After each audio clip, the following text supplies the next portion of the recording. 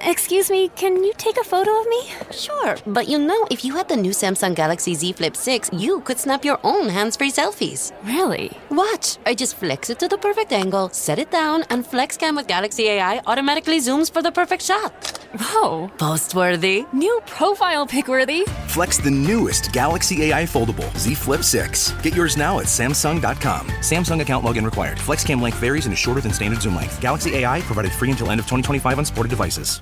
Auto insurance can all seem the same until it comes time to use it. So don't get stuck paying more for less coverage. Switch to USAA Auto Insurance and you could start saving money in no time.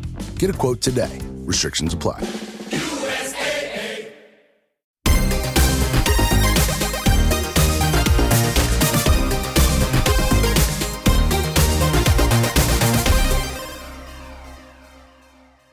Hello, video gamers. Welcome to the Video Gamers Podcast.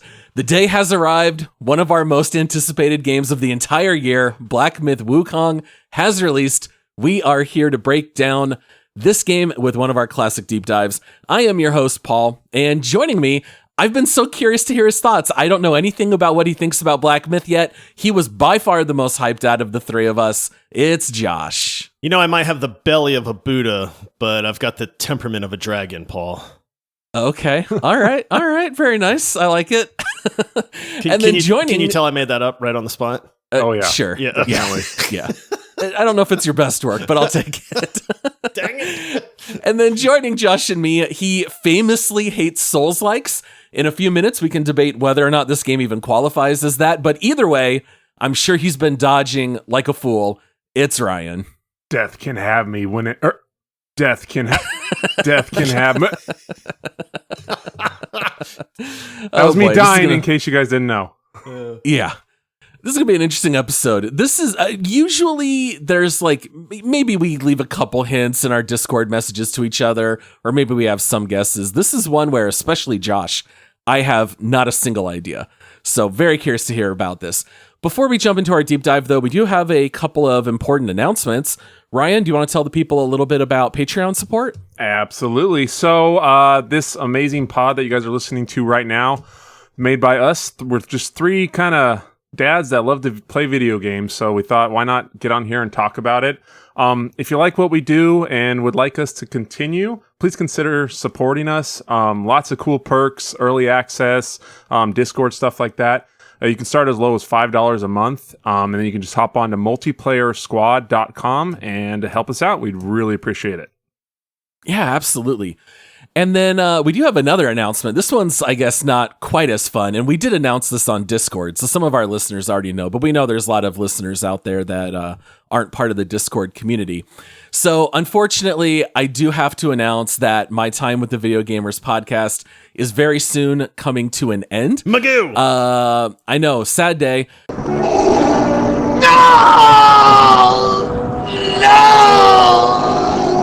I did want to give you guys a little bit of an explanation as to why. Obviously, I love recording with Josh and Ryan. We've had so much fun running this podcast. They are still going to be continuing to run it. I hope everyone will, of course, still continue to support the show. Unfortunately, in my case, my wife, Nikki, she has had some very serious medical and mental health issues going back the last few years. And unfortunately, she has to step down from work. Her and I founded a foster care and adoption agency that are our day jobs and our main source of income. And since she is no longer able to work because of medical reasons, I am going to have to basically do the job of two people, which means I'm not going to have enough time to game and do these deep dives and do the recording and all the prep work. So unfortunately, I will have to be stepping down. Obviously, we have this episode. I will be here for This Week in Gaming on Thursday and on Monday for a bonus round. But then that will be my last regular episode right now. I did tell the guys, however, that I do want to come back for the end of year awards, because I've already got some candidates written down. I definitely want to be a part of that. I love recapping the year. So it's not the last time that you'll hear me, but it will not be on the regular. If the guys ever need me for like a 3-person draft or something, obviously I'm available, here or there, but just won't be a regular part of it. So do you guys want to share a little bit about like what's going to happen here moving forward? Because obviously you're still going to be releasing episodes. Yes, I decided we're not going to record that bonus round, so then you can't ever leave. Yeah. I know what's I don't going know to if happen. that solves the problem. I know what's going to happen, Paul, is we're going to miss you, man. Yeah. You know. Yeah, this was, just so people know, I mean, this was not an easy decision for Paul. I know it was honestly something that he felt really bad about and was kind of struggling with. But, you know, we've always said family first. We're a family-friendly podcast. We're all dads. We have kids. We have wives. It's something that always is our top priority. And this is your top priority, Paul. And as much as we absolutely love the podcast and we know that you have been here since episode 1, which nobody will ever hear.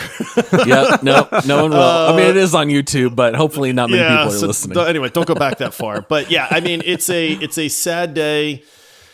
You know, we hope that you will join us for some future episodes. You know, honestly, I'm already really looking forward to the end of year 1. So we'll have you back on the show. Some guest ones here and there, but it sucks.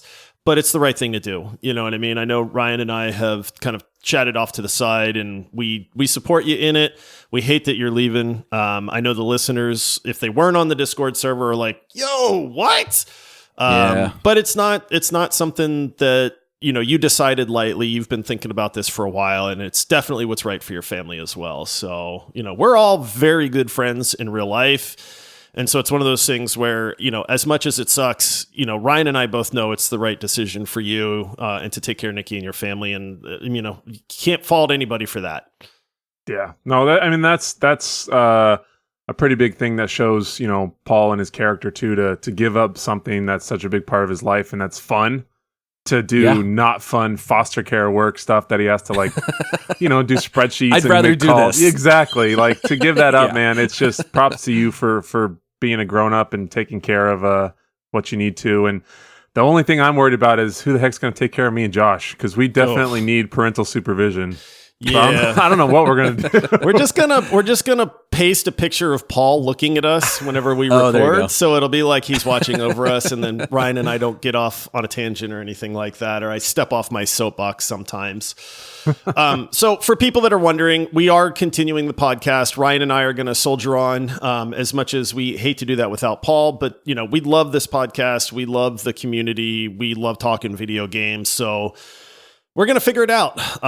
You know, I'm not a good host. Like we have always said, Paul is an incredible host, and his absence will definitely be felt, but we are gamers. We love what we do with this, and we're just going to keep doing it. So things will probably change a little bit. I think for the short term, we're going to probably drop down to 1 episode a week until, you know, we can kind of figure out the flow and how we're going to go about things and stuff like that. But we're going to keep it fun. We're going to keep it gaming. It's going to be great. It's just going to be a little bit different for a little while. I'm not concerned about the quality of the show. The show's going to be great. I mean, there might be some initial hiccups figuring out the flow and whatnot, but it's going to be fantastic. There's so I'm not probably worried. going to be a few more shenanigans happening too. there probably will be. I was going to say the face of Paul just needs to have voice lines, which is, did you check the calendar? And can you please mark your news articles? Josh, it's on the schedule. Why are you asking me for the 10th time? It's already on the calendar. Yeah, I was gonna say, are you guys gonna like arm wrestle for hosting duties, or you know, or is it arm wrestling to not host? Let's solve this here. Hey, it'd Ryan, be more to not host. Ryan, do you want to host? Nope. Yeah, ask me if I want to host. Josh, do you want to host? No. Oh boy, but I will. So what a guy. Oh, and I do feel bad, and Nikki feels really bad. Don't like when she told me, when Nikki said, "I'm not going to be able to work," and I hate saying that. I think, and I already kind of knew that's where we were going. And Nikki said, "I think we both have known for a long time. I just can't work anymore." And I said, "It's fine. Don't let it stress you out. I'll have to quit the pod, but that's fine." You know, but we did feel bad, you know, leaving you guys. But don't feel bad. The show will continue. It's just the end of this era. You know, we had the Todd era, the Michael era, the Paul era. All things are still going to continue, so it'll still be great. All right, so let's go ahead and move into our deep dive. I am so excited to talk about Black Myth. Ryan said he's really excited. I'm very thrilled that we can finally talk about this. I don't know that I've ever seen Ryan so hyped to talk about a game, to be honest. Bro, I am ready. Yeah. That's all he kept saying is, yeah. I can't wait to talk about it. I can't wait to talk about this game is all we heard. Yes. All right. So we have our staffs in hand. Our stamina and mana meters are full. Let's head out in our journey to the west and deep dive Black Myth Wukong. All right. Steam describes the game as an action RPG rooted in Chinese mythology. You shall set out as the destined one to venture into the challenges and marvels ahead to uncover the obscured truth beneath the veil of a glorious legend from the past. All right, so when the game first released, we did cover on the show that it released to pretty mid-critical reviews. I think we were all pretty shocked. I did check on Metacritic, and it is sitting at an 81 on PC, and it's actually a very low 72 on console. So yeah, very low. Gamers, on the other hand, seem pretty infatuated on the whole. It's got a 95% rating on Steam with over 500,000 ratings, and that includes a fair amount of review bombing for various reasons that, we won't get into on our show. So the fact that it still has a 95 is rather remarkable. The highest Steam concurrent user peaked at 2.4 million, which is the second highest of all time. It only did not pass PUBG. That means it beat out Palworld, Counter-Strike, Lost Ark, Elden Ring, even Banana, all of those games it beat out. So needless to say, it's one of the biggest releases of the year. And I also want to say that I don't think this game's very spoilable. I mean, we're not going to talk about late game story content, but we are going to talk about various abilities that you unlock over the course of the game. But I don't think it's going to ruin anyone's experience if you haven't played quite yet. All right, so Josh, I'm going to toss this here to you first. You were the one that was so hyped. I looked back in our Discord, and you, of course, linked the announcement trailer right away. Todd and I didn't care. We did not even cover it in This Week in Gaming because Todd and I were like, we were pretty dismissive at the time. You've been talking about this for years. Why were you so hyped leading up to Black Myth? I've made no. Oh, here we go again. Oh, dang it! I don't know the He phrase. did it again. What is the phrase? How are you going to do that back to back, man? Is it qualms? I hate this. Think so. I don't know. I think so. God, it's so stupid. English is hard, man. All right. Listen, I've made no qualms. I don't even know what a qualm is. What the heck is a qualm? Oh, man, we're in trouble. Anyway, I have not hidden my love of this game. I absolutely love Dark Souls games. I love good combat. I like being in control of my character. I love a challenge. And when I saw Black Myth Wukong, it was like somebody took Dark Souls and put it into Chinese mythology, which I think is super cool. I've always loved samurai and ninjas and Chinese deities and things like that. And it's like, so this was just right up my alley. The trailer that came out when they announced this looked incredible, and I have just been following this ever since. And so it's one of those games where instantly it kind of had me excited. And then every time I saw something about this, I got more excited. It just seemed like a good mix. It looked beautiful. The animations and fluidity of the gameplay and the combat really stood out to me. Incredible looking boss fights. I mean, it was everything. It was like they just said, "Hey, Josh, we made this game for you." And I went, I accept this awesome gift. Ryan, were you as hyped? Because I feel like this sure looked Souls adjacent, if nothing else. So were you excited to jump in, or were you kind of rolling your eyes just knowing you had to play it? It was kind of a mixed bag for me. Having the Souls name tied to it just kind of, again, made me roll my eyes. But also the Chinese mythology and kind of the look of the game, it didn't look as Souls-like, if you will. Which did pique my interest. It's definitely the most of this type of game I've ever been, anticipating. So it's kind of half excited for it, really. I hear you.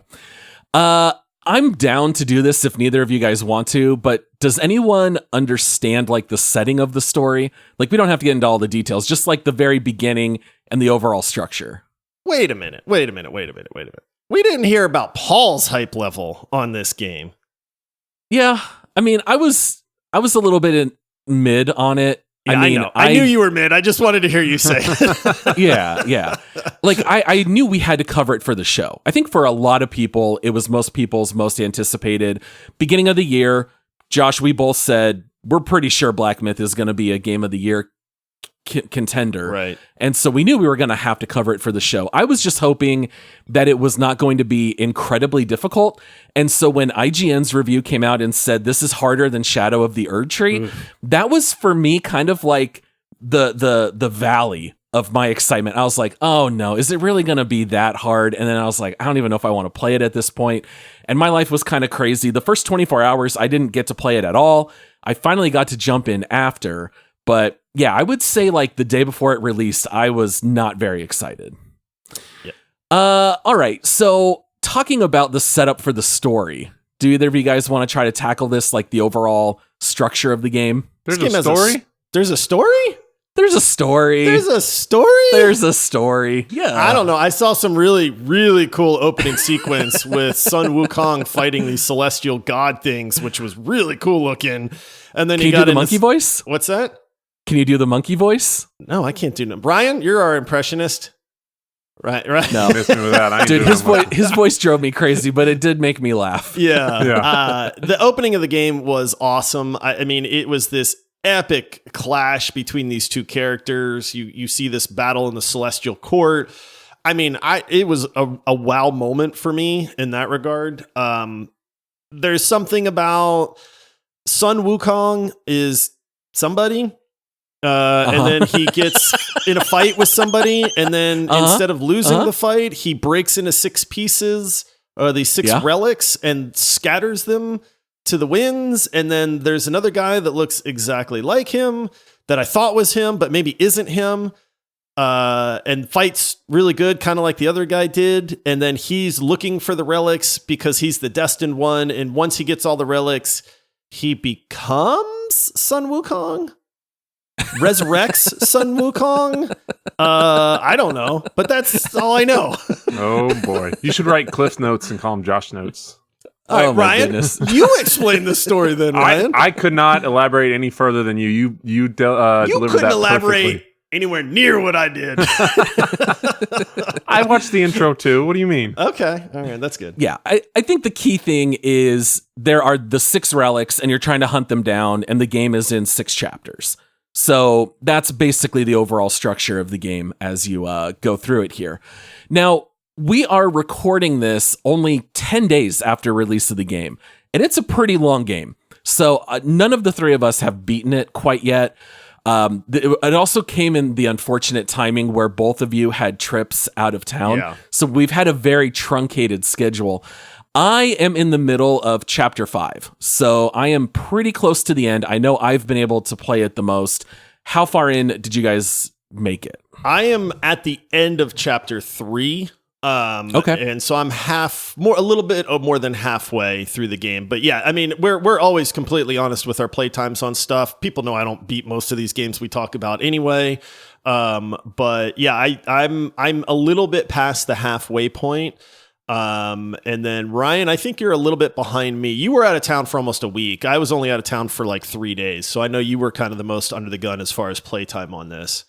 Yeah, I was out of town definitely around a week. And then before prepping to leave, I was so busy with work, in the beginning of the release, it was really hard to get in. But so for how far we got, are we talking like attempts, deaths, time played, or the most important part, how far did we get in the story? There's a story, I guess, too. Chapter.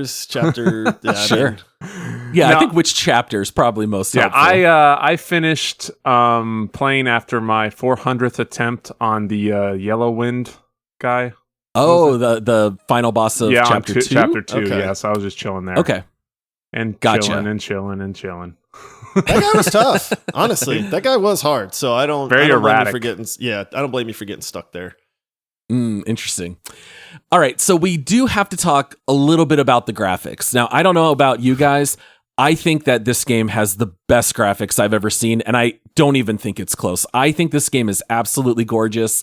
I never take screenshots and share them, and I was doing that in our Phoenix Gaming Discord with our, in real life friends. Did you guys think this game looks as beautiful as I do?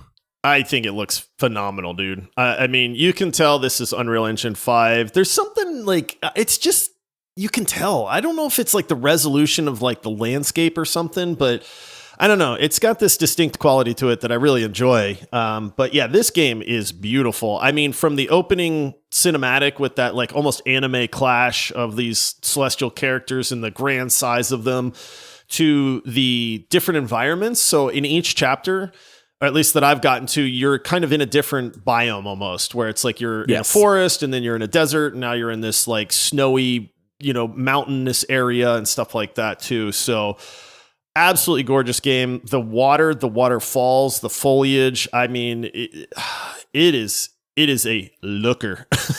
Yeah. Oh, it was absolutely beautiful. The movement too, just like you can kind of tell in Unreal, just how detailed all of that was with the blades of grass and like sand and wind blowing in the background with all these crazy textures and effects going on. I was very, very impressed with the way the game looked and the graphics, the depth of it, throughout the gameplay. It was awesome. It's little details too. Like in the desert level or the snow level, if you're running, it leaves like the trail for your guy, like his footsteps in the sand. And then the snow level, it's funny because I jumped at one point and my staff hit the ground and the staff left like an imprint in the snow. And that's when I was like, okay, that's pretty cool, man. Like that they went to that level of detail in the snow fights. If you're fighting and you're spinning around, you're doing all this stuff, your dude gets covered in snow.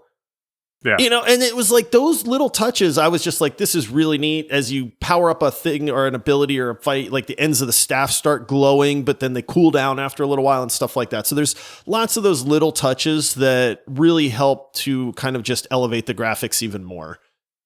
Totally agree. And the different biomes really get to show it off because as beautiful as the forest looks with all the leaves and the grass, the other ones are just as beautiful. It's a gorgeous game.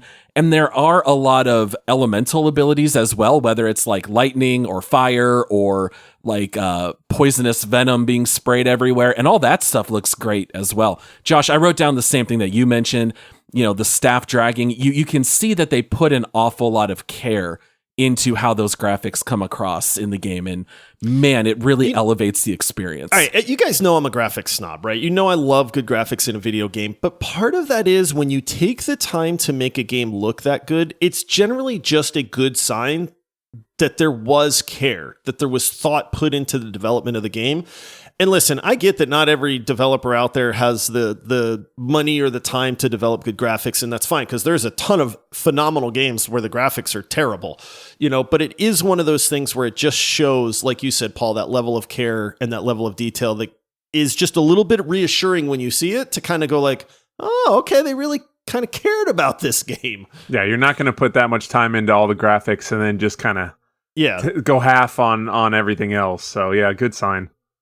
Yeah, it's a very good indicator. I remember once hearing a chef say if a restaurant puts care into the bread, which is like free and everyone gets it, that's a really good sign that the rest of the menu is going to be really good. If you can tell they just buy pre-made loaves and just put them out on the table, you can tell that they're kind of cutting corners and it may not be quite the passion of, someone who's going to make their own bread in-house.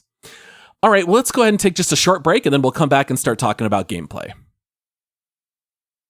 Excuse me, can you take a photo of me? Sure, but if you had the new Samsung Galaxy Z Flip 6, you could snap your own hands-free selfies. Really? Watch. I just flex it to the perfect angle, set it down, and FlexCam with Galaxy AI automatically zooms for the perfect shot. Whoa. Post-worthy. New profile pic-worthy. Flex the newest Galaxy AI foldable Z Flip 6. Get yours now at Samsung.com. Samsung account login required. FlexCam length varies and is shorter than standard zoom length. Galaxy AI provided free until end of 2025 on supported devices.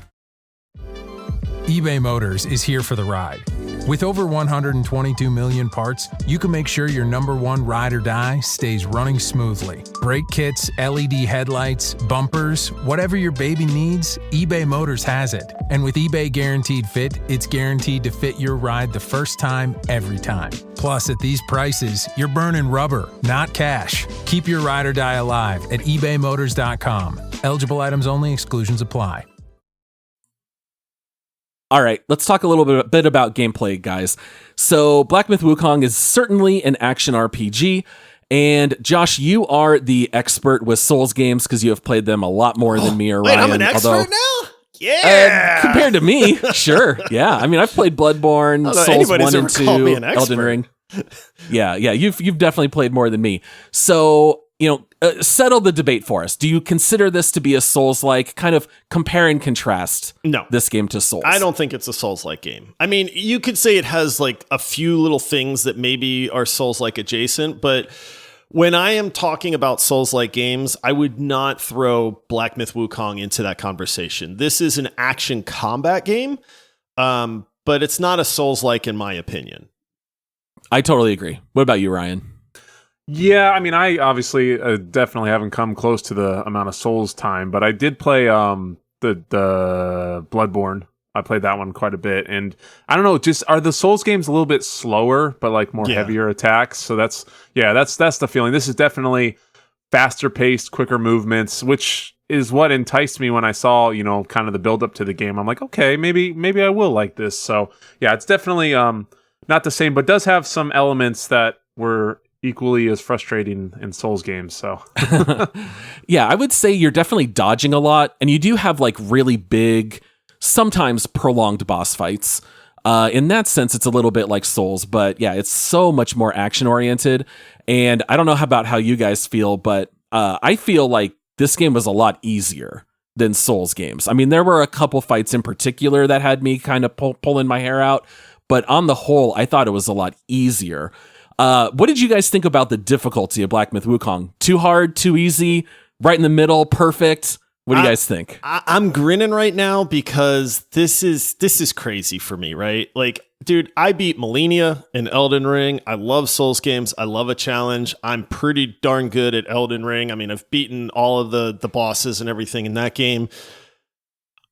I don't know what it was, but I struggled with this game for the first probably 2 chapters, to be honest. I could not get into the rhythm. I could not figure it out.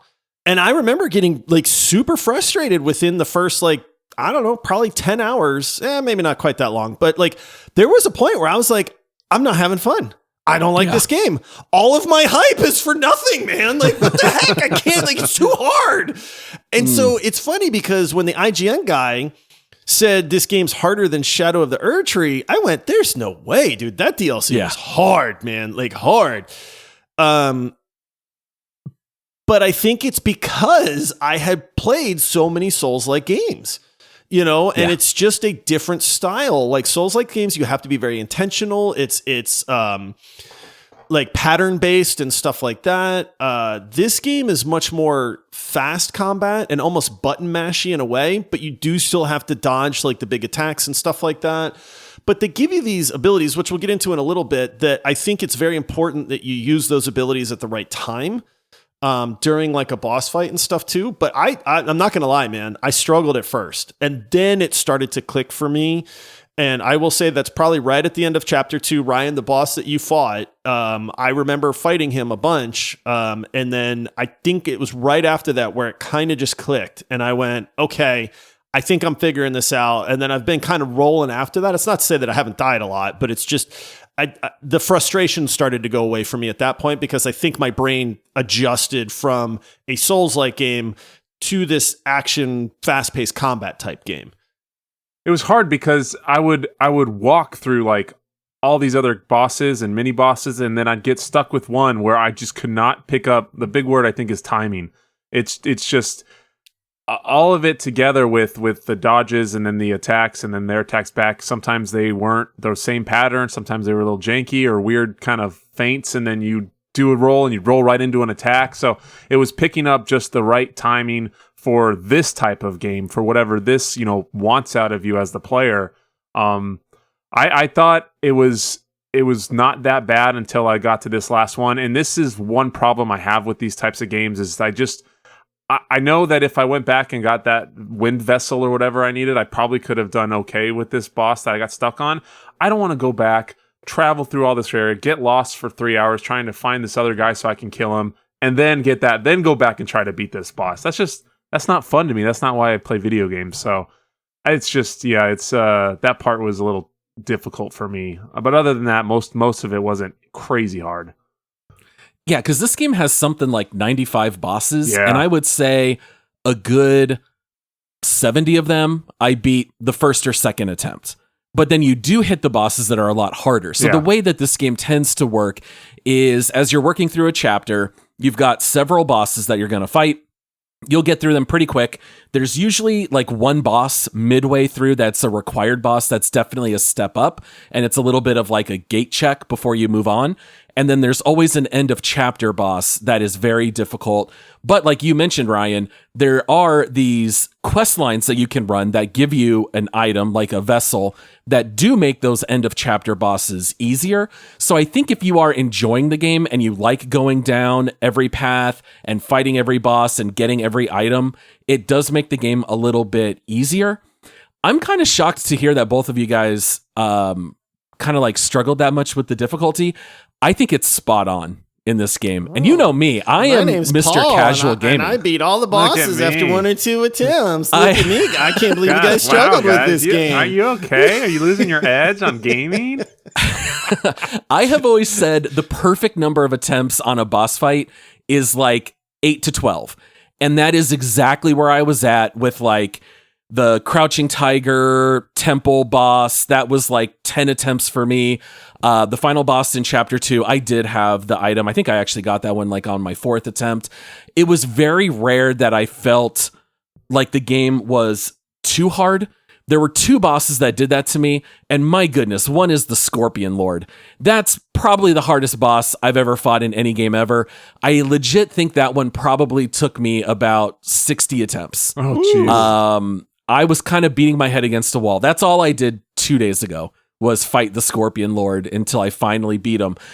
One thing that really threw me off, because I try not to look at any guides while playing these games, I did finally watch a video on the Scorpion Lord. And one thing that finally clicked is in the Souls games, and maybe I'm wrong, you can correct me if I'm wrong, Josh. If you do a dodge, you're invulnerable during that dodge roll. Yep. And in Black Myth, that's not the case. And you can't just immediately dodge in the same direction. Like if they're shooting projectiles at you, sometimes you have to stagger. So you have to roll left, then roll right, then roll left. If all you do is roll left, left, left, the projectiles hit you. And so once that kind of clicked for me, a lot of those bosses became easier when I realized, oh, you can't just dodge in any direction. And that was part of figuring out the timing, not just when to hit it, but do I dodge into the boss? Do I just back out? Do I go at an angle? And that can be pretty tough, and you have to definitely pay a lot of attention in those fights. All right, so let's talk about the actual combat itself. I think this is the meat and potatoes of the game. There's, of course, on top of the combat, there is material gathering, crafting, maybe a sprinkle of exploration, but most of the time in this game, you are fighting, and you are usually fighting bosses. In the actual combat, if you don't like the combat, you're not going to like the game. I think that's fair to say. Yeah. The combat is mostly done by balancing several resources all at the same time. So I'll try to explain this pretty quick, and then you guys can, give me your thoughts if it's fun or not. You've got a health meter, a mana meter, and a stamina meter. Doing things like swinging your weapon, running, jumping, and dodging all use stamina. As you are attacking an enemy, you can chain together combos, and consecutive hits build up focus, and then you can unleash your focus doing these very powerful, heavy attacks. You also have 3 different stances you can swap between. You also have a gourd that has a certain number of charges, which heals you. And you have different spells that you can swap between that require mana to cast. Additionally, on top of all this, you've got transformations where you turn into a different character. They have their own health meter. You get to fight as them until you run out of health or might, which is the resource that they use. And then, you also have one vessel and you have one spirit equipped. Those give you active abilities when you build up enough ki. So, talking about all this, my goodness, this is an awful lot to manage all at the same time. Let's just talk kind of the basic combat, using your staff, building combos. Did you guys find that to actually be fun, or is it not intuitive? I did, and I thought, man, if they were to make this game to where you got to do just a lot of more of the basic combat throughout and then go fight a big boss, a lot of, clearing, going through the world, maybe some little bit more of a story, and then fight a boss, I think it would have been good because I really enjoyed the combat part when I was exploring, just working on my light attack, combos and doing things like that. It is enjoyable. And how awesome and satisfying is that dodge sound when you get the perfect dodge? Oh, like yeah. that. Whoosh, It like, is so good. And it leaves the shadow. Yeah, when he leaves like an image of himself. Yeah, Yes. like an after image, and then when a boss does like a multi attack, and you whoosh, whoosh, whoosh, and you dodge all three, you're like, oh, that's right, brother. So yeah, I did really enjoy the combat aspect of it. I thought it flowed well. I thought the abilities were neat and cool. So overall, it did vibe well with me as far as just kind of basic combat. Did you guys pick up on it fast, or did it take you a while? Because I was doing nothing but light combos for like all of chapter 1 and halfway through chapter 2. It took me a while because I was so focused on my spells and trying to land the combos and when to heal. I didn't even play around with stances or stuff like that until a little bit later in the game. I do feel like it has a very high learning curve, but once it clicks, there is so much to do in that fight that like you kind of think, well, I only have 3 spells that have a long cooldown and I only have so much mana, but there's so much that you're doing all together. I found it to be really riveting. I love the combat. I will say I really enjoy the combat, thankfully, because it's a huge portion of this game.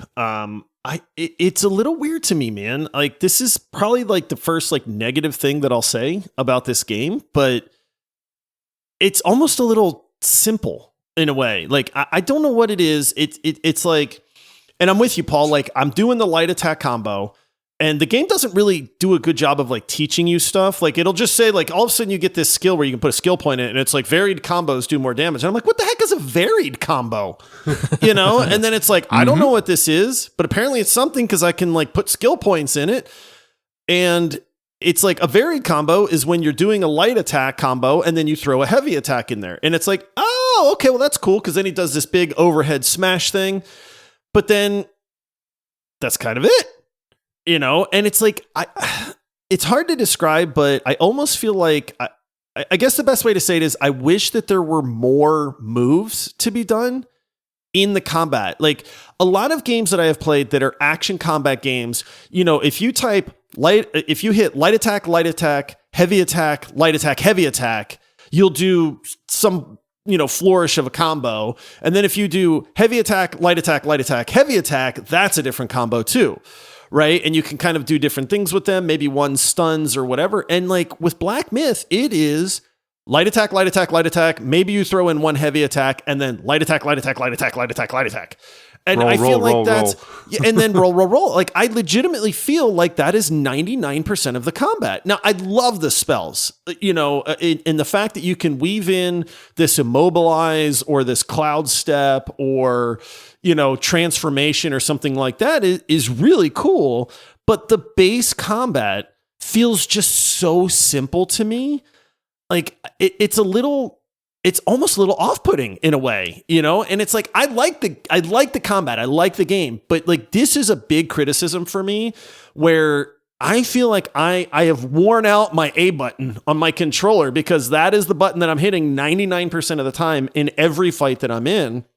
Really? Yeah. Like, I think you and I play this very differently. Maybe. And it's like, I have all 3 stances, and we can talk about the stances in a little bit where it's like, hey, you can go up to the top of your staff and kind of sit up there and heal or something. That one seems worthless to me. What? No, pillar stance is the bomb, dude. Dude, I don't know. I don't like pillar stance. And then there's the crazy. thrust stance, which thrust stance is cool because it kind of actually gives you a little bit of range.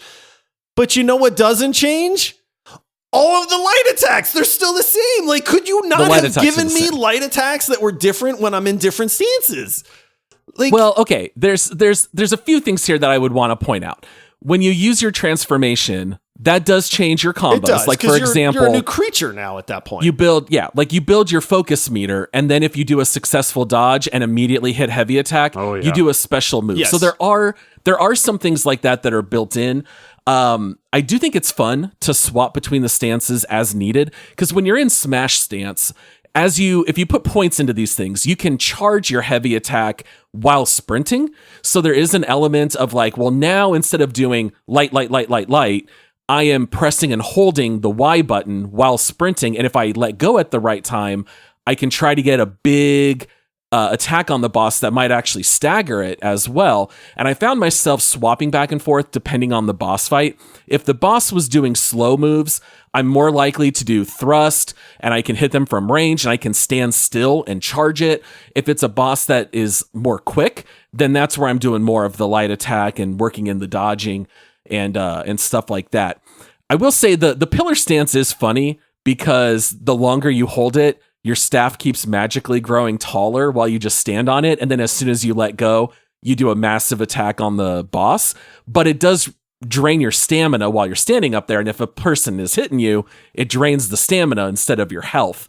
So there are like certain boss fights where pillar stance is definitely the way to go. Sometimes you got to swap back and forth. I liked it quite a bit. The thing they did that was cool is you can get down like a technique and a pattern on how you want to fight, and you're like, okay, you walk through like 2 or 3 mini bosses or a big boss. Then the next boss doesn't work at all. You have to completely reset how you approach it, and you're like, okay, none of that worked. Now I got to try this now, and you kind of switch it up, which is pretty cool for me. But yeah, I loved pillar stance. It's like your grown up Goku. Yeah, that's exactly what it got is. The tail and everything. Yeah, it was always satisfying to switch and get those combos and light the boss on fire, and get to watch that or, whatever you were doing. Yeah. We should spend just a second on spells. I know that we're already like 40 minutes in on this episode. I think the spells are so much fun. This is where I put pretty much all my points until I was able to start diversifying. So once you hit level 45 in particular, if you can max out a pluck of many, I think it's like one of my favorite abilities of all time. That's awesome.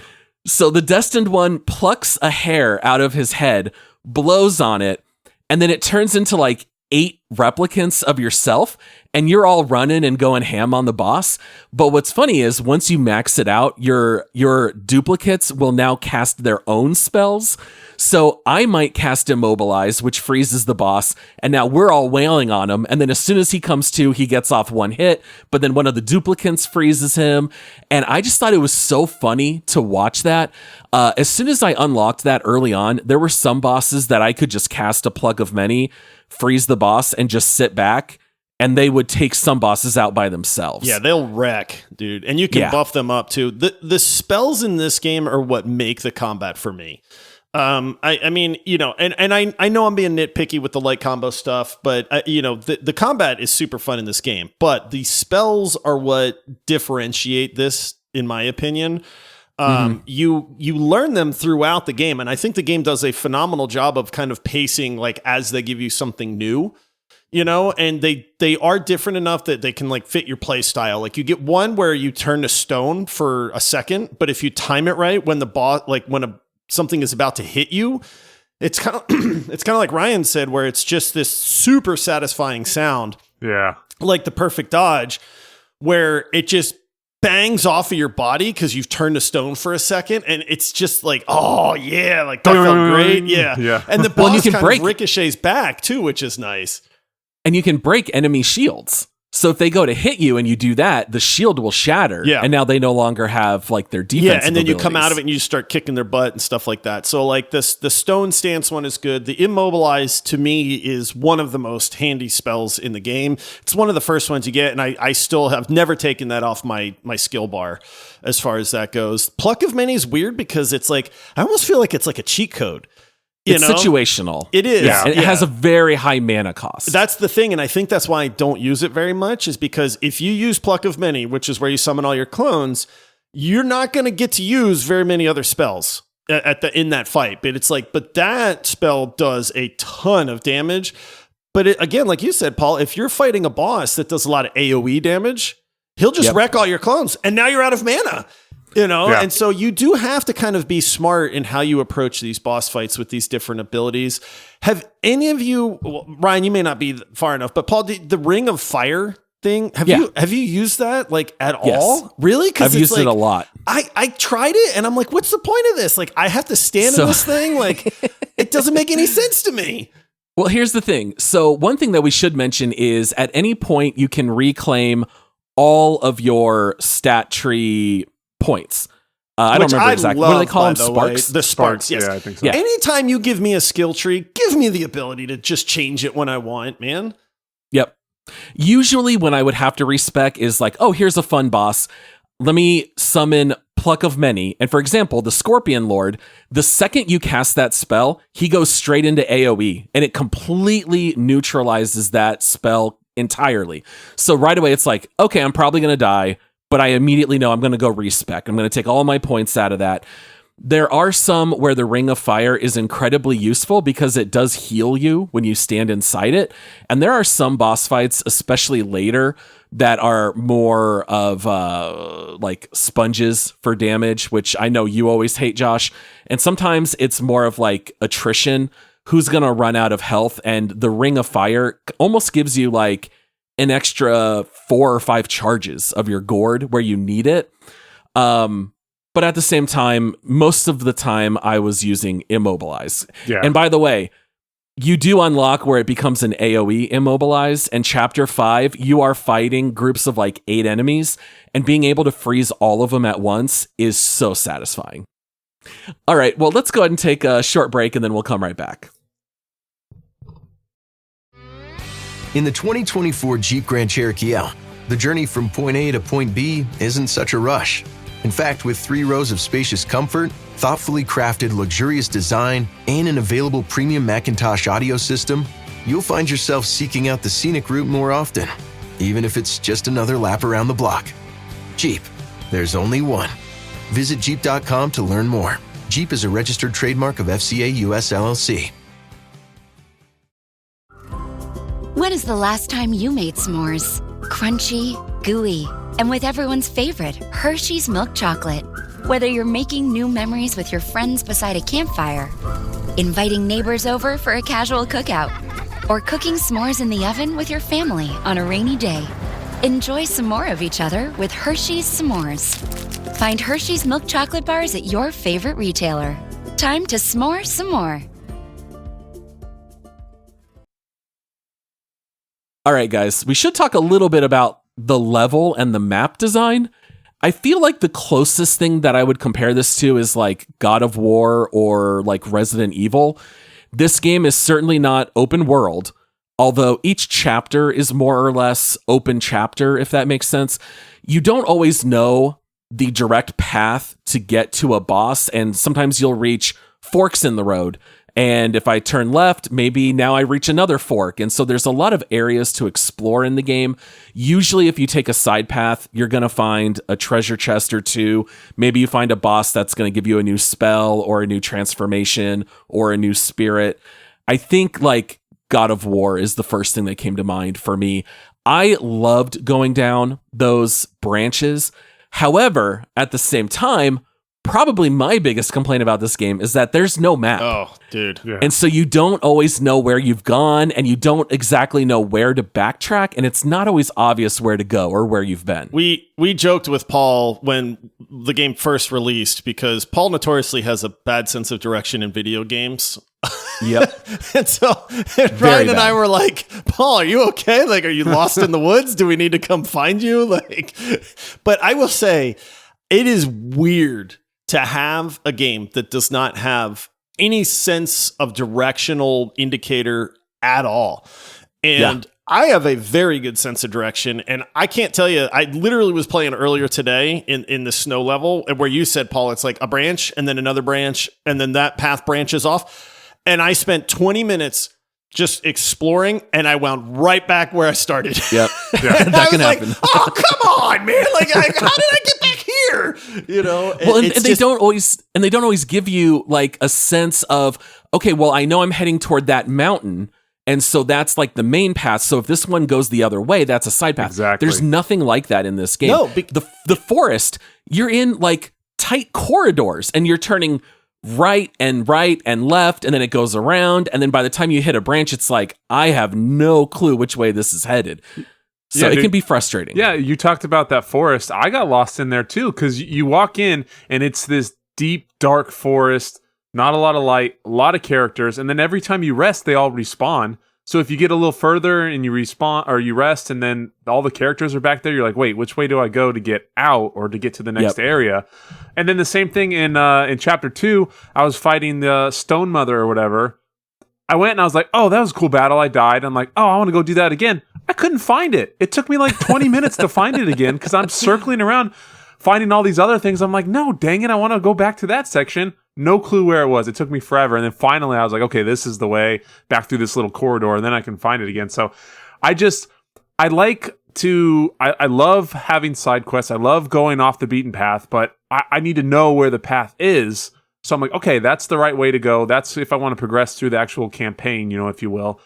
Now I can go have fun over here, and I know where to go when I want to get further, So I just, the no map and the difficulty trying to kind of find my way through the areas is what was frustrating. It's just to be clear for people that are listening and being like, you guys are idiots, man. How hard is it to find your way through a video game? Well, we're still idiots, but well, I mean, that's true. But it's like but Paul said, like when you're in the forest, it's not like it's a thick forest, man, with like little trails and stuff. Yeah. Like, I mean, it really is a little bit disorienting. I can't tell you how many times I've gone down a path and then been like, oh, wait a minute, this is the wrong direction.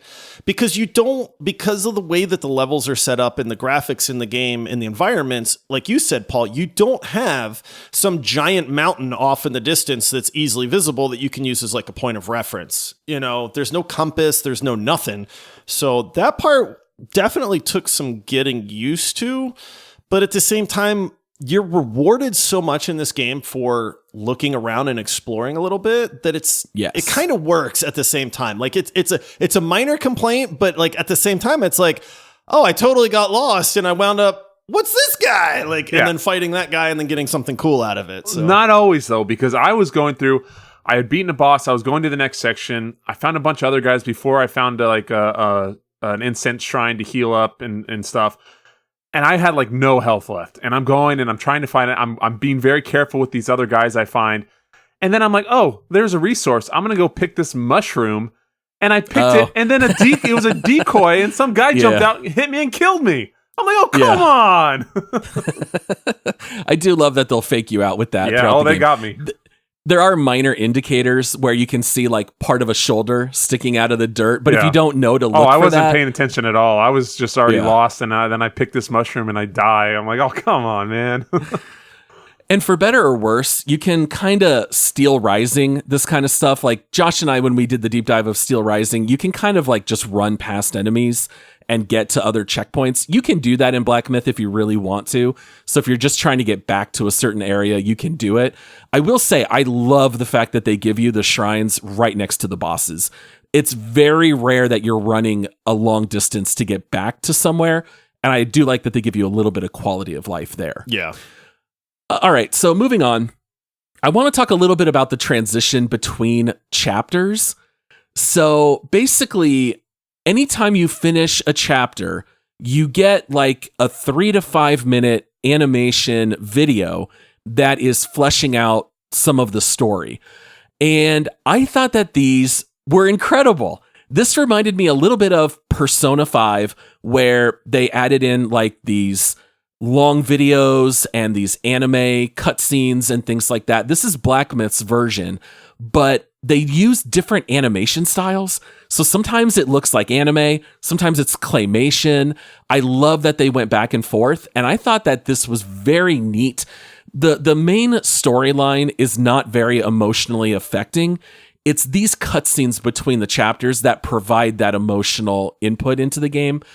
I mean, do you guys feel the same way, or am I crazy? It's really weird because the first time you see one, you're like, oh, this is kind of neat, and it goes into this whole like animated cutscene sequence type thing, and it's very stylistic, and you're like, oh, that's kind of cool. And then when you beat the next chapter and it goes into one, and you realize it's in a completely different style, like you said, like claymation or something like that, you're like, oh, like that's when you realize like they're really mixing this up.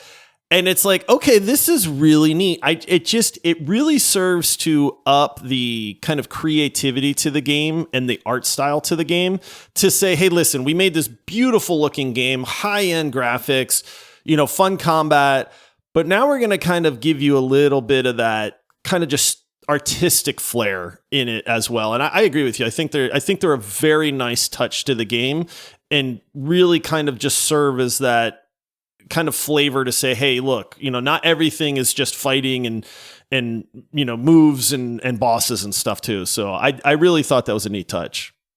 It's neat when they put in that just extra wrinkle of they could have just made it all same nice, beautiful graphics, same style throughout. Having that change is what makes it pop in kind of your mind. Whoa, this is cool. And then you pay a little bit more attention. Paul, after you sent like, hey, I don't know if you guys saw it, but at the end of chapter 3, it's really, really awesome. I went and I watched it. Oh, did you watch it? Yeah, because I went and I watched a bunch of the boss fights, but I hadn't watched the cutscene in between yet.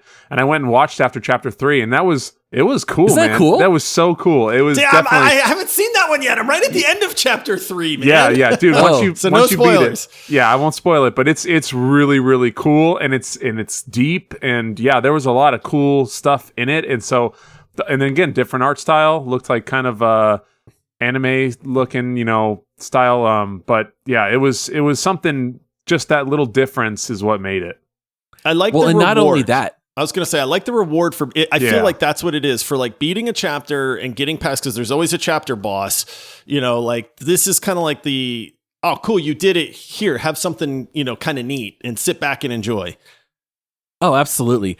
And they are done in very creative ways. So the one at the end of chapter 3 that Ryan referenced, it's completely silent until like the final 30 seconds. And it's like this Chinese like a Chinese parable, if you will. And I won't do any spoilers, but it was just so neat to see this story play out completely silently. And then you get some commentary at the end. And it is asking like deep philosophical questions about the nature of man. And I really loved that one in particular. And there's also some other very cool animations in the rest of Black Myth also. And I love the fact that they're all just a little bit different. Again, it kind of just goes to the care and the passion. This feels like a passion project when you play it. It's not necessarily like inventing a bunch of new things, but you can tell how much they loved creating it and trying to provide something that's like genuine and authentic and actually artistic. All right, we're not going to talk much about crafting. It's pretty stripped down, but it's in there. There's inventory and armor and weapons. Yeah, but the armor... It's like God of War. It's actually, I think it's even less like fleshed out than God of War, to be honest. Yeah. I mean, I still haven't figured out, like, you beat a boss, you get some kind of material, and then now you can craft new armor. But it's like, graphically, it does change the way your guy looks. You get some higher defense. All the armor comes with set bonuses, so you have to actually make like all the pieces in a set to get some bonus.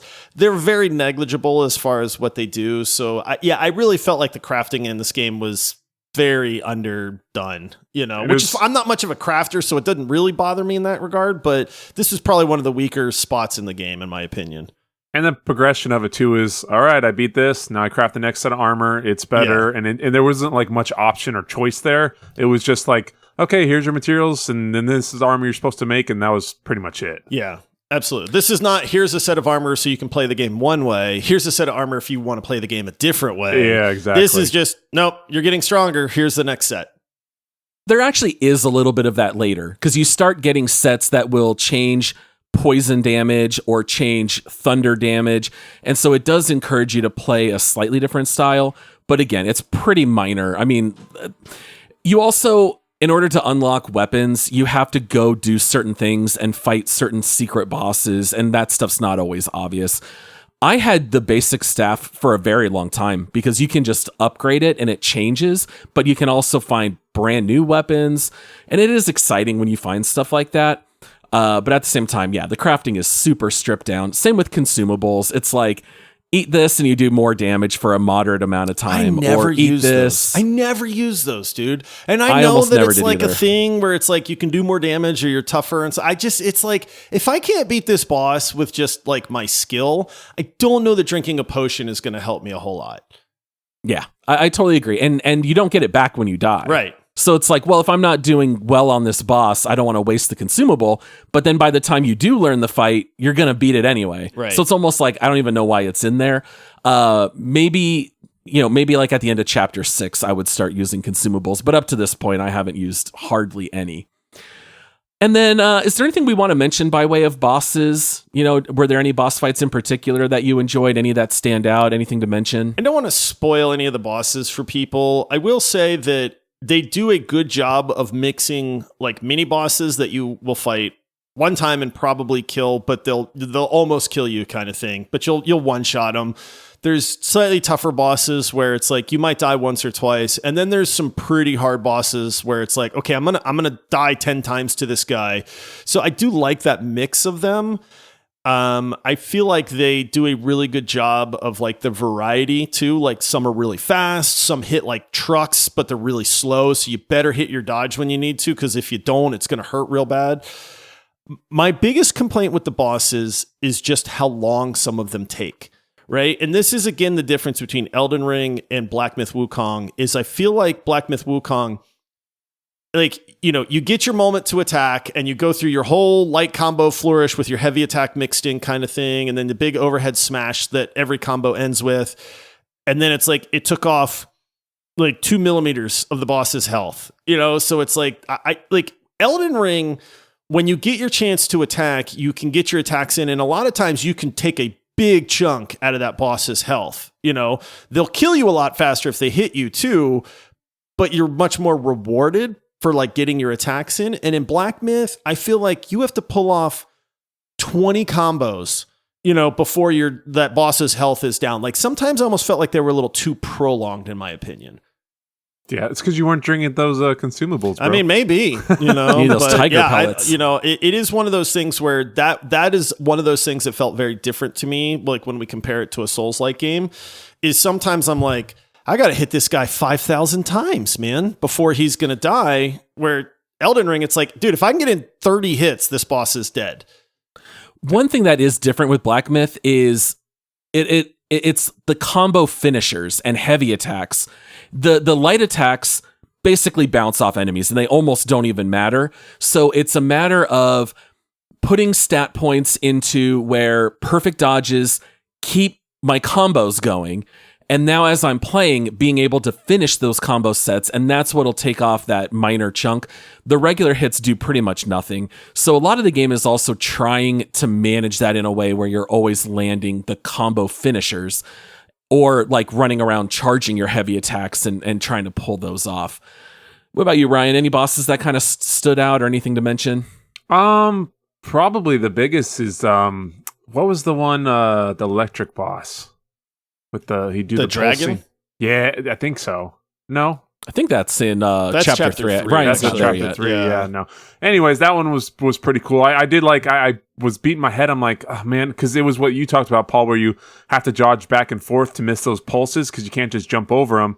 Because then he changes his like kind of pattern, and a bunch come, and then I realized you can jump on the rock. And so I just jumped on the rock, and then then you just avoid it all. But there was a lot of cool little features throughout in these bosses that that did make them, for better or worse, longer. And but I do agree with you, Josh. I think those attacks just do nothing, and I do this big flurry. I even use my immobilize, and then I transform, and I do all this, and I've taken off 8% of his health, and I'm like, man, I got to charge up everything now. I got to do all this stuff again, and then just hope that I don't get a bad wave where he does this kick and then gets 2 or 3 attacks on me, and I'm 3/4 of my life's gone, and I got to use my gourd and stuff. So I had a little bit of a problem with that too. It just seemed like they drug on, and there wasn't a lot of payoff for all that effort of the combos, when you're attacking.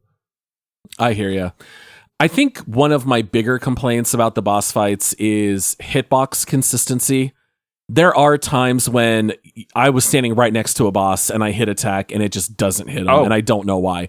And I've got the points into significantly improves the range of your light attacks. Like, you have to have that on in these fights. And the electric dragon at the beginning of chapter 3 is the one that I thought was the most poorly designed. You've got this dragon flying in the air.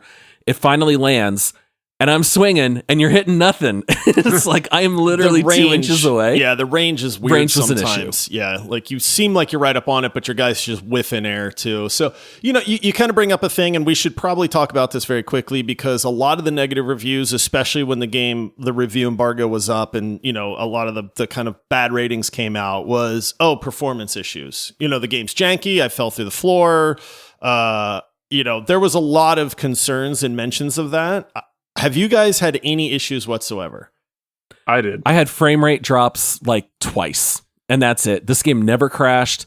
I never had any real technical issues. You did, Ryan? I never had any crashes, but I had some frame rate drops too. I also had some, like, if you hold up your menu option, like your right trigger to look at your stuff as you're running, all of that, I don't know if you guys had that, it like stutters and shakes on the screen, which is weird. I never had that. Yeah, if you hold it up while you're running, it'll like drag and almost shadow on itself so you can't even read it. And then I had some weird janky camera stuff where I just get like camera locked underneath the boss and then I couldn't move and circle around and that happened not a ton, but more than I would like to have happened.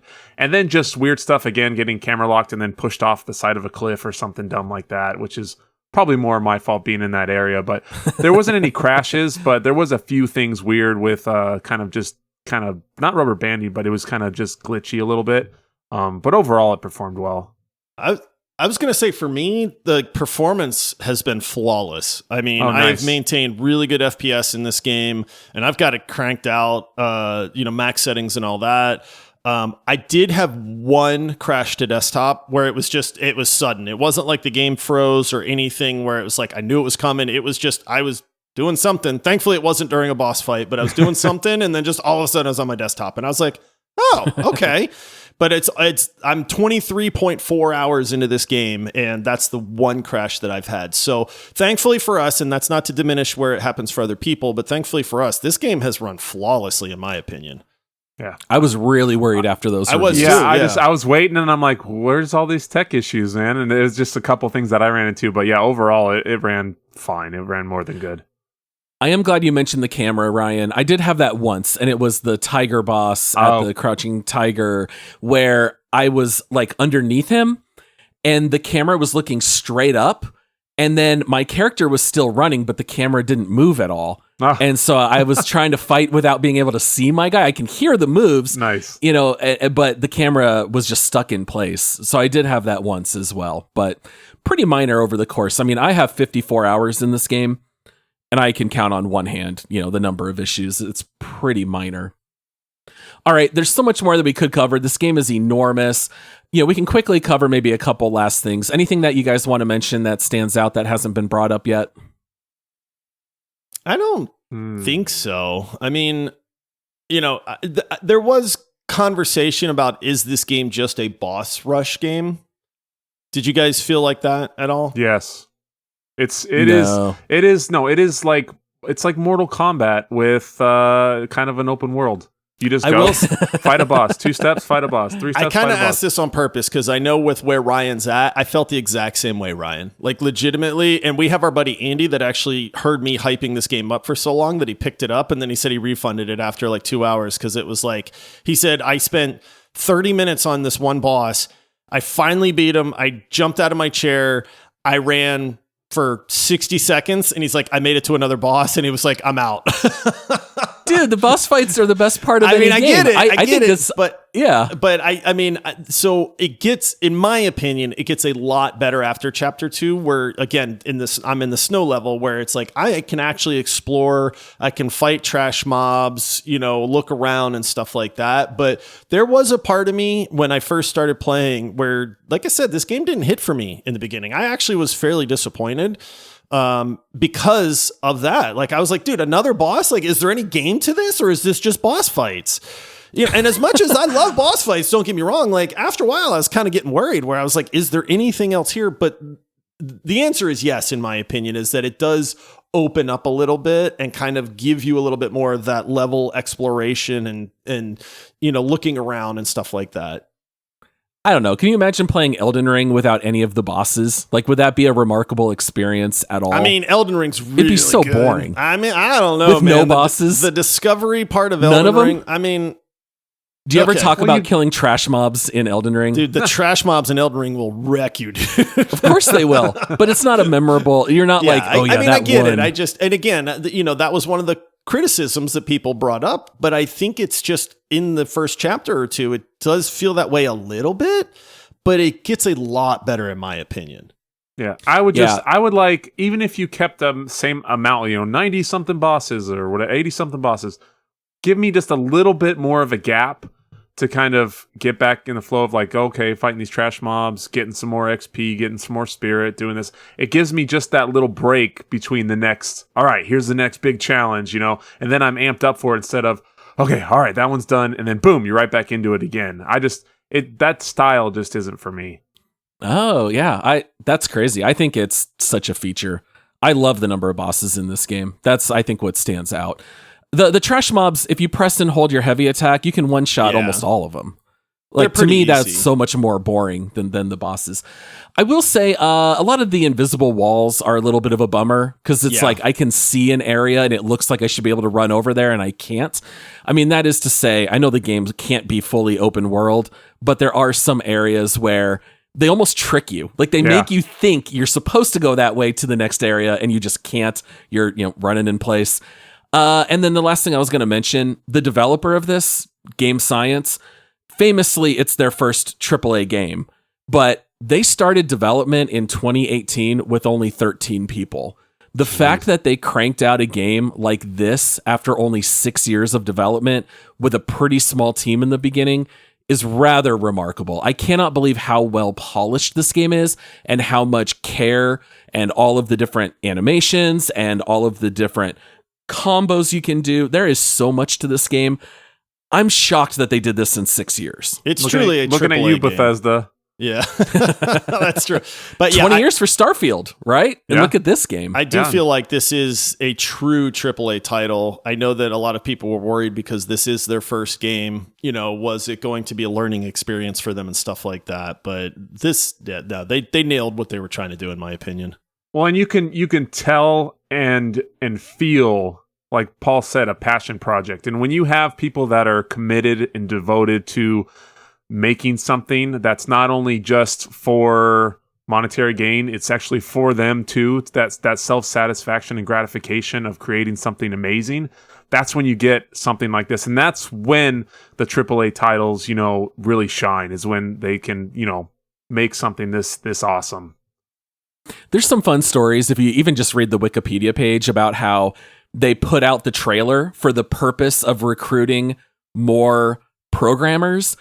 And the trailer was so beloved that they got 10,000 resumes and started building the team. So it's like they just wanted to plant the seeds, and then they brought in more people once they had like the structure of the game and the look and the feel. And you can tell that they obviously added a ton of people over time. But you hear about some of these games like Knights of the Old Republic. They worked on the remake for 6 years and they couldn't release it. And here you have Black Myth Wukong, which is built entirely from scratch. It's really impressive what they did here. All right, so last Twig episode when we were covering news, I said that I thought Black Myth Wukong had no chance at Game of the Year because the critic reviews were so low. I kind of wanted to revisit that. Now that we've all played it, do you guys see this getting a nomination? Do you think it might be in contention for Game of the Year, or is it out? I think it's definitely up for contention. I mean, the game, for what it's trying to do, it nails what it's trying to do, in that regard. I don't think that this game tried to pretend to be something and then missed in that regard. It's more so just an action-oriented, boss fighting, beautiful graphics game resonate with enough people or whoever nominates these things for Game of the Year. Again, there's not much of a story here. This is all about the presentation and gameplay. Those are the two pillars for this game. But I think that's enough that I could definitely see it being in the running and being nominated at that point. So I'm going to say yes. I think it could be in contention. I agree. I think it's got all the bones for what they look for. And not having, like, we didn't really have too many technical issues. It's beautiful gameplay. All of those things kind of check all those boxes for the nomination. I don't think it'll win. I'm still rooting on Space Marine 2 for sure. But yeah, I think it'll definitely be in the running.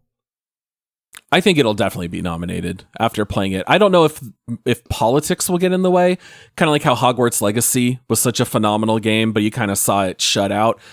Maybe that'll come into play here as well. But my goodness, seeing this game as an 81 on Metacritic, I don't get that at that's all. a crime. Yeah, I don't that's get weird. That is so low. Yeah, that's insane to me. I don't get that. Maybe the reviewers version was just a lot worse and somehow they patched it in the meantime. I don't know, but I thought this game played incredibly well. I still think it's probably the heavy favorite. I would say it's like a 2-man race with this and Space Marine 2. I don't know what else is going to touch it. Maybe Stellar Blade or Final Fantasy 7, but yeah, I would have my money on Black Myth Wukong still. All right, so let's go to our leaderboard. For people who don't know, you can go to videogamerspod.com. We have our top 10 leaderboards of top 10 games of all time, but then we also have our deep dive leaderboard. So anytime we cover a game like this, we each give it a score on a scale of 0.0 to 10.0, and then we come up with a consensus. So if you ever want to see our thoughts on games, all of that's on the website. Ryan, let's start with you. I get the sense you're probably the lowest on this. I'm very curious to hear where you want to rank Black Myth Wukong. My rating has gone up and down as we talked about it's this. Funny, I had keep scrolling up and down, and I'm like, where do I want to put this? And then I'm looking back at my games in my list, and I'm like, well, I liked it more than this, but I didn't like it more than that, and so yeah, this one was hard for me because I do have. Listen, I recognize what they did in this game. I recognize what makes it great for certain people that like this style. I mean, if you put it in the aspects of food, some people love certain types of food and other people it makes them, want to puke just smelling it. So it's kind of what your taste is. For this one, it's not my style. I just don't like these types of games. I don't like no story. I really, it's like having. There's a lot of story. Nah, there's not really that much story, dude. There's a lot more than Souls. I'll say that. It's more than Souls likes for sure, which is why this will be rated a lot higher than any Souls I probably would play for sure. But for this one, for me, I'm gonna go 8.3. Okay, that's higher than I thought you'd give it. I was gonna be in the 7s, but then I recognize that it just isn't my style, but I still did enjoy myself. The combat and the spells is what really took it over for me. I did enjoy that. I did thoroughly enjoy that part. It's just I just hate the kind of style of just fight a boss. Yeah, boss fights are fun, but I just want more, with it. Famously, my wife always makes fun of me with food. I like sides. I like the meal, but I like to have sides too. I want, a little bit of flair. I want some other things to look at. So, again, awesome game. Pick it up. I recommend it. It's just anyone else, if you like this style, you're going to love this game. So you've got it below Splitgate, Deep Rock Galactic, and Hellblade 2, and you've got it tied with Star Wars Jedi Survivor, but above No Man's Sky, Payday 2, and Endless Dungeon. I'm a little surprised you have this below Hellblade 2. I'm a little shocked at that. I would have thought you'd have this one higher. I guess I didn't remember where Hellblade was. I think she might be a little too high. Nice. Well, we can always adjust it. Ryan's like, I'm adjusting this. What about you, Josh? Where are you putting this? So my hope for this game was that this was going to be like the next 10 out of 10 game for me. I will say it's not. There are a lot of parts of this game that I really like. Part of this is I'm 24 hours in. I feel like I should have a pretty good grasp of this game at this point. But I'm also starting to enjoy it more now than I did in the beginning. And so it's like, is it going to keep getting better? Because I feel like the level I'm on now is a little bit more of what I wanted, with a little bit more exploration, the vistas, there's giant temple that I'm exploring, that kind of stuff. I've kind of got my head wrapped around the combat and stuff too. But this game does have some flaws to me. I think the boss fights, like I said, I do not like the feeling like I'm tickling a boss and I have to land 30 combos on this boss and not get hit 4 times, or something like that. So it is not a Souls-like game, which is fine. It's not supposed to be. Maybe I was expecting it to be. That doesn't mean that it doesn't stand on its own, because there's a lot of very, very good parts of this game. But the game does have a few flaws to me as well. I am going to put this at an 8.7, which is high praise. I mean, that is not slander to this game at all. It just is not. I think I was very hyped about, is this like Elden Ring, but with like Chinese mythology kind of thing, you know? And when I look at it, it is a different genre of game. Again, that's fine. But there are parts where it's like, I find myself like not getting super sucked in when I play it. Like I'll play this game for a solid like 45 minutes, but then I'm like, okay, I'm done and I'm ready to go do something else because it starts to feel a little repetitive to me. Whereas like Elden Ring or even Dark Souls, I can play those games for hours, dude, like hours at a time. And there's just something about Black Myth Wukong that I have a lot of fun for those 45 minutes, but then I'm just kind of done and I need to go take a break. And then I want to play again the next day kind of thing. And it's like, ooh, let me hop back into Black Myth. But like, I can't put my finger on it, but it's like, it doesn't suck me into these like hours and hour long sessions like I'm kind of used to with these types of games. And so I don't know if that is the frequency of the bosses, the fact that I don't feel like there's a lot of variation in like the combos with the weapons and stuff like that. Again, I love the spells. The combat's fun. But I feel like it's just lacking that something magical for me, you know? And maybe that was just my hype level. And it's like, hey, it's super hard to like match what my hype level was for this. But, you know, that is not to say I don't like this game. I'm having a lot of fun with it, but it's not in that upper tier for me where it's like, you know, 9 point whatever and higher. You know, so I think it's great. I would recommend it to somebody that likes the style. I would not recommend it to somebody like Ryan, where I'm like, Ryan, I do not think you're going to like this game. I didn't think you were going to like this at all, to be honest with you. But yeah, for me, 8.7, I think it's a very, very good video game. It just is missing some kind of magic to me that prevents it from being like in that upper echelon of games. So kind of funnily enough, you have the game also very close to Hellblade 2 and No Man's Sky. Hellblade 2 is like, it's weird because that was actually like, I almost gave it an 8.9. You know what I mean? But it's like, Hellblade 2 is more memorable to me. I'm going to remember those moments, you know, out of Hellblade 2 that really stood out. Now, there was a lot of boring moments. I'm not saying there weren't, but Black Myth Wukong, like even at this point, it's like, I can remember, I fought probably 30 bosses at this point. And it's like, I can remember like 4 of them. You know what I mean? Like, and so that's like, that's kind of the thing where it's like, you know, it's like, there's a few that stand out, but for the most part, a lot of them were just kind of like, okay, yeah, I fought some dude, I beat him, and that's that. So again, not slander towards the game at all. I think it's a very, very good video game. I think I was hoping for a little bit more out of it, and it's not the game's fault by any means in that regard, but you know, yeah, 8.7. Okay. Yeah, for me, this game hit on almost every cylinder. I think the combat is incredibly interactive. I think managing the 14 different systems between might and focus and ki and mana and health and all that stuff, swapping out your abilities between fights, that's something that we also didn't talk about. Like, you can only have 3 of your spells equipped, and so tinkering with that, figuring out what works on each boss, I loved. I only got frustrated on 2 bosses the entire time. This to me is exactly what I would want for something that's Souls adjacent, since I don't like Souls games. I'm actually a little surprised Ryan wasn't a little higher because of the fact that he and I don't like Souls, and yet I absolutely loved this game on almost every level.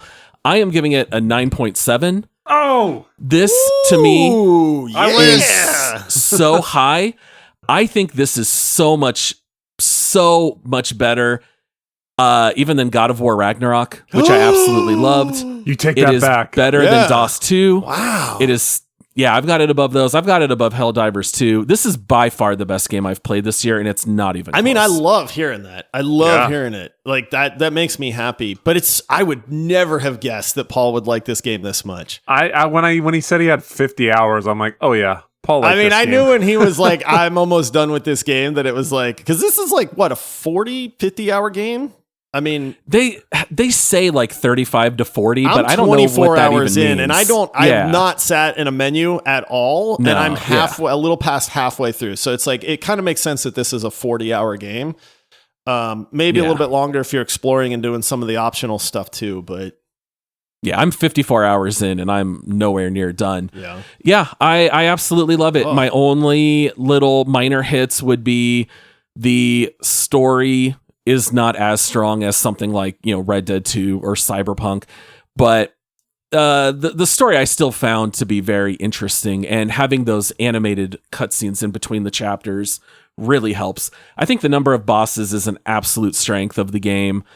I love almost everything about it. My only knocks on it are some of the hitbox issues, and a couple of the bosses really do need to be tweaked because they're just not on par with the others. And I'm not quite done with it, so maybe my thoughts will change a little as I work through the rest of Chapter 5 and into 6. I am not a person who will sit and play a game very long. I say that all the time. The only game that I've ever played long sessions of was Satisfactory with Josh. Yep. But this game is one of those ones where I did. Elden Ring is a game I had to play for an hour and I had to quit. I could not play that game longer than 1 hour at a time. This one I would play for 2.5, 3 hours in a session. You guys are literally reversed. Yeah, Paul and I are literally like backwards, where I could sit and play Elden Ring for 6 hours straight, and Black Myth I can play for like an hour, and then I need to take a break. And it's like the exact opposite for Paul. I found myself struggling to come log in to play, and I would have fun for, half an hour to an hour. And then I just got like, I really don't want to play this anymore. And then it would rinse and repeat. So for me, the pendulum between fun and challenging, this is perfect. Square in the middle. It is almost perfect. Heck yeah, dude. That's awesome. Yeah. All right. Any final thoughts? Anything else to say before wrapping this one up? I think that's it, man. We're an hour and 23 minutes in now. So, yeah. This is one of our longer ones in a while.